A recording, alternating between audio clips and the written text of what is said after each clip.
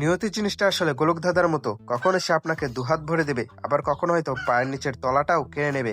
কিন্তু একটা কথা আছে না, সততা থাকলে প্রকৃতি আপনাকে খালি হাতে ফেরাবে না। আজকের গল্পটা এমন এক দলের, যারা একসময় ছেঁড়া জুতোয় আঠা লাগিয়ে খেলতো, আর আজ তারা বিশ্ব ক্রিকেটের বড় বড় দানবদের চোখে চোখ রেখে কথা বলে। হ্যাঁ, আমি কথা বলছি জিম্বাবুয়ের ক্রিকেটের পুনর্জন্ম নিয়ে। ফিরে যাওয়া যাক 5 বছর আগের এক বিকেলে। জিম্বাবুয়ের অলরাউন্ডার রায়ান বাল এক টুইটারে ছবি পোস্ট করলেন। কোনো ট্রফি বা জয়ের আনন্দ নয়, বরং একজোড়া ছেঁড়া জুতো আর এক বয়াম গ্লু। বালের ক্যাপশনটা ছিল কলিজায় গেঁথে যাওয়ার মতো। আমাদের কি কোনো স্পন্সর পাওয়ার সম্ভাবনা আছে, যাতে প্রতি সিরিজ শেষে আমাদের জুতোয় আঠা লাগাতে না হয়? ভাবুন তো, আন্তর্জাতিক ক্রিকেট খেলছে, অথচ তাদের নতুন জুতা কেনার সামর্থ্য নেই। নেটিজেনরা তখন হাহাকার করছিল। ঠিক তখনই হিরোর মতো এন্ট্রি নিল পুমা। তারা সাহায্যের হাত বাড়িয়ে দিল।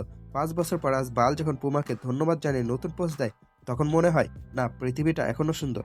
একটা সময় মনে হচ্ছিল কেনিয়ার মতো জিম্বাবুয়েও হয়তো ক্রিকেটের মানচিত্র থেকে চিরতরে মুছে যাবে।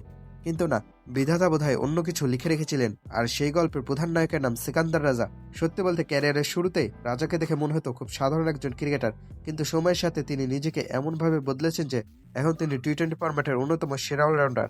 রাজার ব্যাটের ধারা আর বালের ঘূর্ণি এখন যে কোনো দলের জন্য আতঙ্কের নাম। আর সাথে আছে বেনেট বা বালের মতো লড়াকু সৈনিকরা। বাল হয়তো রাজার মতো অতটা এক্সপেক্টর নন, কিন্তু তিনি দলের সেই ইঞ্জিন যা নীরবে কাজ করে যাবে। এবারের বিশ্বকাপে গ্রুপ পর্বে অস্ট্রেলিয়া আর শ্রীলঙ্কার মতো জায়ান্টদের বিপক্ষে বাল যেভাবে লড়ছেন, তা জিম্বাবুয়ে ক্রিকেটকে নতুন অক্সিজেন দিয়েছে। পুমাকে কিন্তু জিম্বাবুয়ে হতাশ করেনি। তারা প্রমাণ করেছে তারা কেবল সহানুভূতির পাত্র নয়, তার পারফর্মার। এই বিশ্বকাপের সুপার এইটে উঠে তারা গোটা বিশ্বকে একটা শক্ত মেসেজ দিয়েছে, আমরা আসছি এবং আমরা হার মানতে আসিনি। সুপার এইটে হয়তো বাল নিজের সেরাটা দিতে পারেননি, কিন্তু একটা দলের লড়াই করার মানসিকতা যখন তুঙ্গে থাকে, তখন হার জিত ছাপিয়ে বড় হয়ে ওঠে তাদের ফিরে আসার গল্পটা। ছেঁড়া জুতোয় আঠা লাগানো সেই জিম্বাবুয়ে আজ বুক চিতিয়ে সুপার এইটে লড়ছে। এর চেয়ে বড় মোটিভেশন আর কি হতে পারে? জিম্বাবুয়ে ক্রিকেটকে হারিয়ে যেতে না দেওয়ার জন্য বাল, রাজার পুরো দলকে একটা বড় থ্যাংক ইউ বলাই যায়।